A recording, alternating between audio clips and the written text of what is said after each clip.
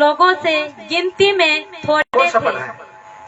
7 का 3, वो 7 का 3। छोड़िए हम पढ़ रहे हैं। लिखा जाता है, देखिए बाइबल कहता है इस जगह में, देखिए यहाँ क्या लिखा गया था, पुराने नियम की व्यवस्था ने इस्राएलियों को अन्य जाति, अंतर जाति यानी अन्य जाति विवाह करने की मना की थी। अन्य जाति से जो कि यीशु को नहीं जानते, यानी परमेश्वर को नहीं जानते हैं, उनसे परमेश्वर ने क्या क्या था, मना क्या था। तो वचन कहा है, व्यवस्था विवरण 7 उसका 3 में कहा, और न उनसे ब्याह शादी करना, परमेश्वर कह रहा है, और न उनसे ब्याह शादी करना, न तो उसकी बेटी को अपने बेटे के लिए ब्याह लेना। हालेलुया। क्या कह रहा परमेश्वर, वो जो मुझे नहीं जानते, जो व्यक्ति हैं, जो लोग हैं, पुराना नियम की बात कर रहे हैं, तो उन व्यक्ति का जो बेटी है या बेटा है, तो कहता है और ना उनसे ब्याह शादी ना करना, यानी ब्याह शादी ना करना, ना तो उसकी बेटी को अपने बेटे के लिए ब्याह लेना। हालेलुया। कौन कह रहा है, ये परमेश्वर कह रहा है। परमेश्वर उनको कह रहा है जो कि आज वो लोग जो परमेश्वर को नहीं जानते हैं, परमेश्वर को घृणा करने वाले, परमेश्वर स्पष्ट कहा कि उनका बेटी या बेटे को तुम शादी ब्याह ना करना। तुम मुझे जानते हो, हम परमेश्वर को जानते हैं, तो जो अन्य जाति जिसको कहते हैं उनको तुम क्या ना करना, ब्याह शादी ना करना। तो ठीक उसका 4 कहता है, व्यवस्था विवरण 7 का 4 कहता है, क्योंकि वे तेरे बेटे को मेरे पीछे चलने से बहकाएंगे। कौन, अन्य जो जाति है ना, वे तेरे बेटे को मेरे पीछे चलने से क्या करेंगे, बहकाएंगे। कैसे बहकाएंगे, नीचे लिखा गया है, और दूसरे देवता की उपासना करवाएंगे, और इस कारण यहोवा का कोप तुम पर भड़क उठेगा और वो तुझको शीघ्र सत्यानाश कर डालेगा। क्यों मना किया परमेश्वर ने, अन्य जाति से तुम विवाह ना करना, या ना उसका बेटी को तेरे बेटा के लिए ना बनाना।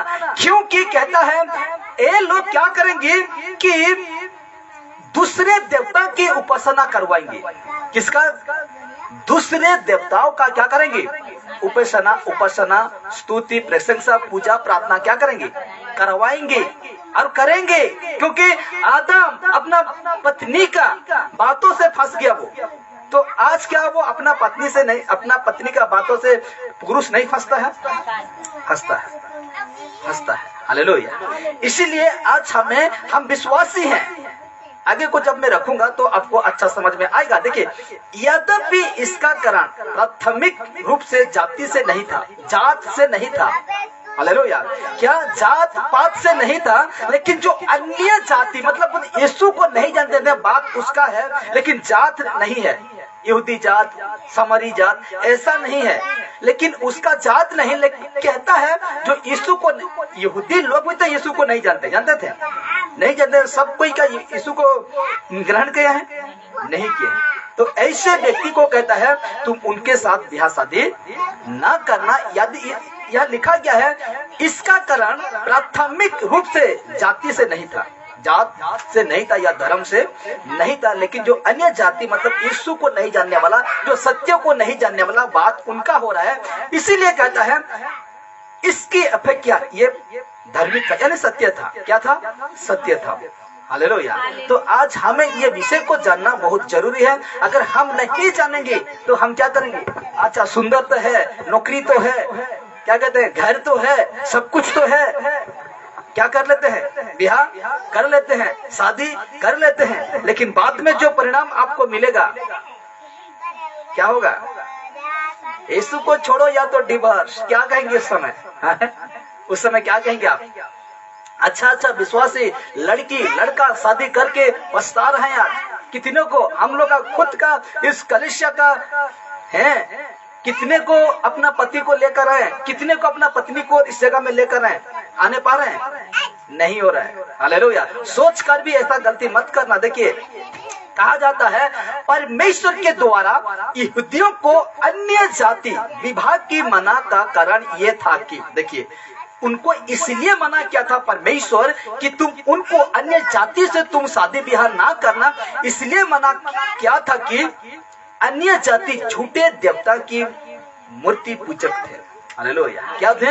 अन्य जाति झूठे देवताओं की मूर्ति पूजक थे और परमेश्वर इस बातों को स्पष्ट जानता था। क्या कर रहा था? स्पष्ट जानता था। और विश्वासी को जो यीशु के मतलब जो परमेश्वर का वचन को सुनकर चलते थे, उसको परमेश्वर ने इस जगह में मना किया, जिसको कहते हैं व्यवस्था विवरण 3:7 में मना करता है। और ना उनसे ब्याह शादी करना, ना तो उसकी बेटी को अपने बेटे के लिए ब्याह लेना। और 4 कहता है क्योंकि वे तेरे बेटे को मेरे पीछे चलने से बहकाएंगे और दूसरे देवता की उपासना करवाएंगे, और इस कारण यहोवा का कोप तुम पर भड़क उठेगा और वो तुझको शीघ्र सत्यानाश कर डालेगा। Hallelujah, hallelujah, hallelujah. परमेश्वर का धन्यवाद हो कि क्या कहते हैं उसको, मेरा जो पत्नी है परमेश्वर उनका जीवन में काम किया है। और परमेश्वर अभी मेरा क्या कहते हैं ये जो सबकाई में रुकावट नहीं हो रहा है। हालेलुया। अगर ये भी नहीं जाती था, मतलब यीशु को नहीं जानता था, मैं भी थोड़ा यीशु को उस समय इतना अहमियत नहीं देता था। हालेलुया। जब से मैं बदला तो वो भी बदला। हालेलुया। मुझको देखकर ये मेरा पत्नी कहता है कि पहले जो चलता था स्वभाव, मुझे कुछ समझ में नहीं आती थी, लेकिन अब मैं समझता हूँ, अब मैं जानता हूँ कि वचन किसको कहते हैं, बाइबल कैसे पढ़ते हैं। आज मैं जानता हूँ तुझे देखकर। हालेलुया। तुझे देख, यीशु क्या कहा, तेरा चाल देखकर वो भी बदल जाएगा, वो भी क्या करेगा, बदल जाएगा। और मैं परमेश्वर को बहुत बहुत धन्यवाद करता हूँ कि आज अगर मेरा पत्नी अगर ऐसे रहता तो क्या होता, अभी मुझे सेवकाई करना, आगे बढ़ना बहुत मुश्किल होता।